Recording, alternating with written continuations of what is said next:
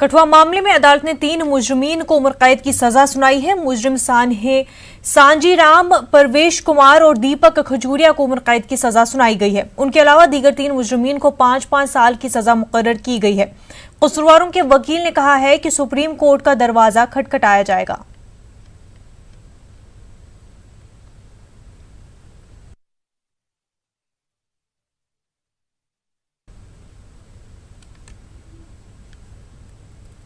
ये जो तीनों पुलिस के कर्मचारी हैं, आनंद दत्ता जो सब इंस्पेक्टर है उसको 5 साल की सजा हुई है और 50,000 रुपया जुर्माना हुआ है। अगर जुर्माना अदा नहीं करते तो 6 महीने और जेल में रहना पड़ेगा। इसी तरह से तिलकराज है, उसको भी 5 साल की सजा हुई है, 50,000 जुर्माना हुआ है। और उसके बाद सुरेंद्र है, उसको भी 5 साल की सजा हुई है और 50,000 जुर्माना हुआ है। अगर जुर्माना नहीं दिया, सांजीराम को सबको लाइफ इम्प्रिजनमेंट हुई है। अलग अलग केसों में सबको लाइफ। अलीगढ़ मासूम कत्ल मामले में दिल्ली खवातीन कमीशन की चीफ स्वाति मालीवाल ने वज़ीर-ए-आज़म को खत लिखा है। स्वाति मालीवाल ने मुतालबा किया है कि कसूरवारों को 2 महीने के अंदर मौत की सजा दी जाए। अलीगढ़ में मासूम बच्ची का बेरहमी से कत्ल कर दिया गया था। उधर अलीगढ़ में बच्ची के कत्ल मामले में मुतासरा के वकील का कहना है कि अदालत की बचपन बचाओ गाइडलाइन पर अमल किया गया होता तो बच्ची बच सकती थी। कंप्लेंट डाली है नेशनल ह्यूमन राइट्स कमीशन में कि जो अलीगढ़ में वो बच्ची के साथ जो कुकर्म हुआ है, जो उसकी हत्या हुई है, उसको लेकर हमने कंप्लेंट डाली है कि जो सुप्रीम कोर्ट ने बचपन बचाओ आंदोलन में जो गाइडलाइंस दिए उनको फॉलो नहीं किया गया। अगर उनको फॉलो किया जाता तो बच्ची बच सकती थी। दूसरा हमने मांगा है कि बच्ची के परिवार वालों को मुआवजा दिया जाए और उनको सुरक्षा दी जाए ताकि, और तीसरी ये है कि उस सुप्रीम कोर्ट की जो गाइडलाइंस है बचपन बचाओ आंदोलन में, उनको सारी स्टेट्स फॉलो करें ताकि ये इस प्रकार के हादसे आगे बच्चियों के साथ ना हो। क्योंकि आपको याद होगा पहले कठुआ में हुआ था, अब यहाँ पर होगा, और पिछले 7 दिन में 5 ऐसे वाक़ये हुए हैं अलग अलग राज्यों में जहाँ पर बच्चियों के साथ ऐसे बलात्कार हुआ है और मर्डर हुआ है। अलीगढ़ मामले पर कांग्रेस लीडर राशिद अल्वी ने योगी हुकूमत को जिम्मेदार ठहराया है और कहा है कि योगी हुकूमत को जिम्मेदारी कबूल करते हुए इस्तीफा दे देना चाहिए। अलीगढ़ मामले में लगातार सियासत जारी है। हमारे साथ बातचीत करने के लिए हैं कांग्रेस के वरिष्ठ नेता राशिद अल्वी साहब। सर, जिस तरह से पूरा मामला अलीगढ़ में हुआ, एक भयानक घटना हुई, उसके बाद राजनीति लगातार जारी है। शिवसेना ने सरकार के ऊपर तंज कसते हुए कहा है कि जो आपका बेटी बचाओ का नारा था उसको क्या हुआ। देखिए, जो कुछ हुआ है निंदनीय है, दुर्भाग्यपूर्ण है। जो गुनाहगार है उसके खिलाफ सख्त से सख्त कार्रवाई होनी चाहिए निश्चित तौर से। लेकिन उत्तर प्रदेश की कानूनी व्यवस्था पर भी सवाल उठता है।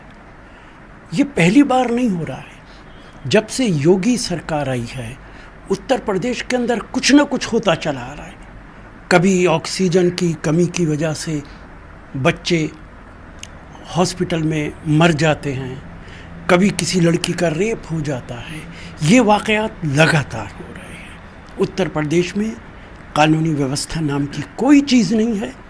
योगी आदित्यनाथ जी को इस्तीफ़ा दे देना चाहिए। वो उत्तर प्रदेश नहीं चला सकते।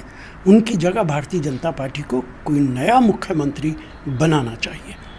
सर, प्रदेश के अंदर पिछले 1 हफ्ते के अंदर कई सारे मामले बाल उत्पीड़न के सामने आए हैं, चाहे बाराबंकी की बात करें या अन्य जगहों की बात करें। तकरीबन 1 दर्जन के आसपास ऐसे मामले आए हैं जहां कहीं ना कहीं यौन उत्पीड़न के मामले हैं। वहीं उत्तर प्रदेश के सरकार के जो मंत्री हैं वो रेप के टाइप गिना रहे हैं कि नाबालिग के साथ होता है तो रेप होता है, जो 30-35 साल की महिला के साथ होता है वो ज़्यादातर रेप नहीं होता। देखिए, भारतीय जनता पार्टी के जो लोग हैं उनके अंदर इंसानियत नाम की कोई चीज़ नज़र नहीं आती जो इस तरीके के बयानात देते हैं। और अगर इस तरीके का आपको बयान देना है तो असेंबली के अंदर आपकी मेजॉरिटी है। आप आईपीसी के अंदर रेप की डेफिनेशन अलग-अलग कर दीजिए ताकि देश के लोगों को आपका चेहरा देखने का मौका तो मिले। ये निंदनीय है, दुर्भाग्यपूर्ण है। बलात्कार सिर्फ बलात्कार है, वो हैवानियत है और जो गुनाहगार है उनके खिलाफ सख्त कार्रवाई होनी चाहिए। धन्यवाद हमसे बात करने के लिए। साफ तौर पर कहना है राशिद अल्वी साहब का कि जो गुनहगार है उसके खिलाफ सख्त कार्रवाई होनी चाहिए, लेकिन योगी आदित्यनाथ को अपना इस्तीफा देकर भारतीय जनता पार्टी को किसी और को अब मुख्यमंत्री बनाना चाहिए। कैमरा सोनू मंडल के साथ पवन गौर, नेटवर्क 18, दिल्ली। मगरबी बंगाल के गवर्नर केसरीनाथ त्रिपाठी ने वजीर दाखिला से मुलाकात की है। उनका कहना है कि अगर उनसे बंगाल के तशद्दुद के बारे में पूछा गया तो वो अपनी रिपोर्ट पेश करेंगे। उन्होंने कहा कि अमित शाह से सदर राज के बारे में कोई बात नहीं हुई।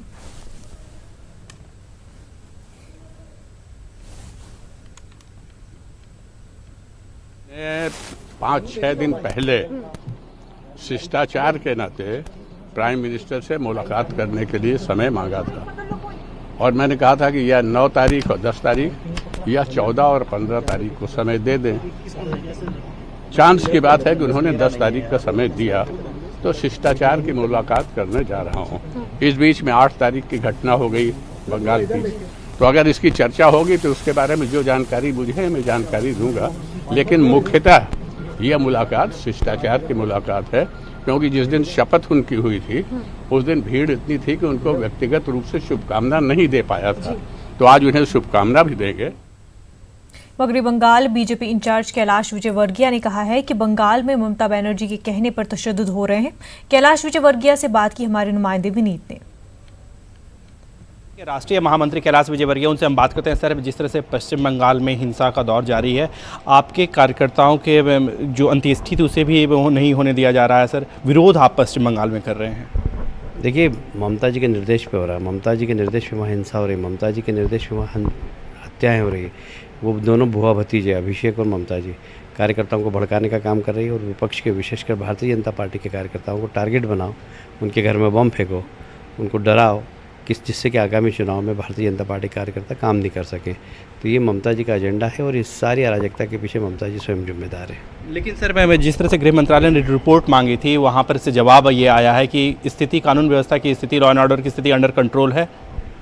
देखिए, अब ममता जी और वहाँ का विभाग, अगर देश के अंदर कहीं पर नौकरशाही का राजनीतिकरण हुआ है और राजनीति का अपराधीकरण हुआ है तो सिर्फ पश्चिम बंगाल में।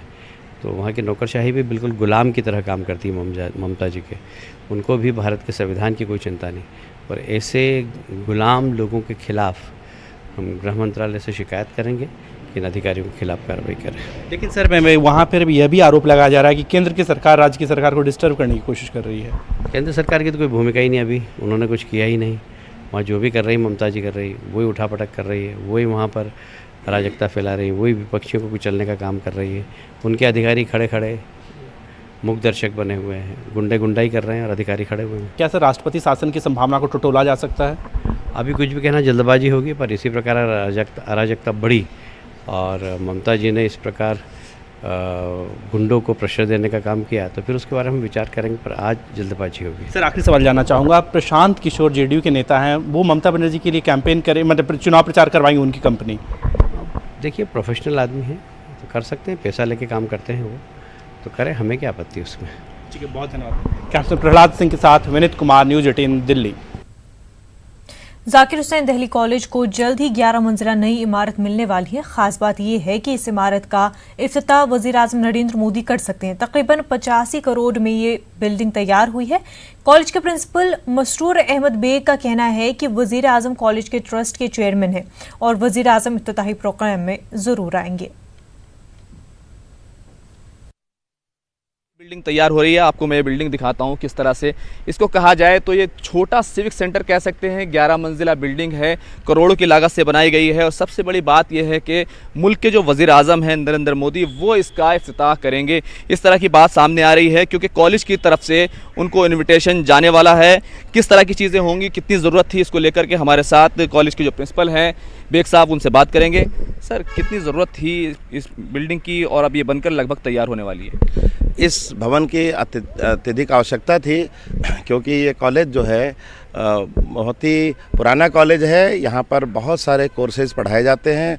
19 हमारे यहाँ पर डिपार्टमेंट्स हैं, 22 से करीब इसमें डिसिप्लिन्स हैं। पूरे देश और दुनिया से यहाँ बच्चे पढ़ने के लिए आते हैं। एक सवाल ये कि आप वज़ीर आज़म को बुला रहे हैं, क्या उनको जो है दावतनामा भेजा जा रहा है और किस तरह से जो इसके जो सियासी लोग हैं, जब मुल्क के वज़ीर आज़म हैं, वो किस तरह से इस कॉलेज से जो है मुंसलिक रहे हैं, जुड़े रहे हैं? जाकिर हुसैन कॉलेज ट्रस्ट 1975 से चल रहा है। इसकी प्रथम प्रेसिडेंट मिसेज इंदिरा गांधी जी रही हैं, उसके बाद जितने भी प्रधानमंत्री बनते रहे हैं बाय डिफ़ॉल्ट जो है इस ट्रस्ट के प्रेसिडेंट बनते रहे हैं और एचआरडी मिनिस्टर जो है इसके वाइस प्रेसिडेंट बनते रहे हैं। और ये कॉलेज उन्हीं ट्रस्ट के द्वारा चलाया जाता है और इसके जो संरक्षक के रूप में आज के संदर्भ में श्री नरेंद्र मोदी जी जो देश के प्रधानमंत्री हैं, जो सर्वप्रिय भी हैं, उनसे आशा की जाती है और उनसे हम गुजारिश भी करेंगे और इसके बारे में कार्रवाई की जा रही है जिससे कि वो इस बिल्डिंग का अनावरण करें और देश के लिए समर्पित करें। तो कह सकते हैं कि यहाँ पर जो मिसेस इंदिरा गांधी हैं, वज़ीर आज़म हैं, वो यहाँ पर आई हैं, चंद्रशेखर हैं जो वज़ीर आज़म थे मुल्क के, वो यहाँ पर आए हैं और वज़ीर आज़म नरेंद्र मोदी वो यहाँ आने की उम्मीद की जा रही है। और कहना चाहिए कि ये जो बड़ी इमारत है, ये जो तालीमी मैदान में ज़ाकिर हुसैन कॉलेज का जो ताबनाक माजी है, उसकी यादगार एक बार से फिर से जिंदा होने वाली है। कैमरामैन नकीब जान के साथ खुर्रम शहजाद, न्यूज़ 18 दिल्ली।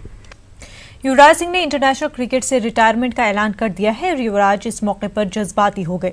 युवराज ने गुज़िश्ता लम्हों को याद करते हुए कहा कि 2011 का आर्मी कप मेरे लिए ख्वाब जैसा था। युवराज सिंह ने कहा कि मैंने क्रिकेट में काफ़ी उतार चढ़ाव देखे हैं। युवराज सिंह ने 40 टेस्ट और 304 वनडे खेले हैं।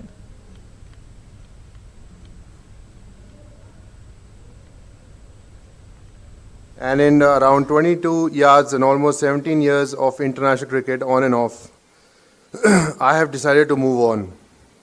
Thank you for taking the time out to be here and to support me.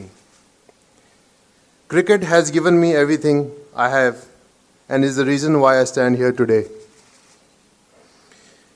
It was a love-hate relationship with the sport in retrospect. I don't think I hated this game because the love I have for it today, which will remain constant until the end of life. Cricket has given me some great friends and seniors. I started my career under Saurav Ganguly's captaincy and got an opportunity to play with my idol, the great Sachin Tendulkar, and other legends like Anil Kumble, VVS Lakshman, Rahul Dravid, and Javagal Srinath. My close friends who I grew up with playing for India, who also went on to becoming great match winners for the country, such as Zach, Gauti, Viru, Ashu and Baju. This is the same batch that created history and went on to win the World Cup under the great captaincy of MS Dhoni and exceptional coaching of Gary Kirsten, probably the best international coach I played under.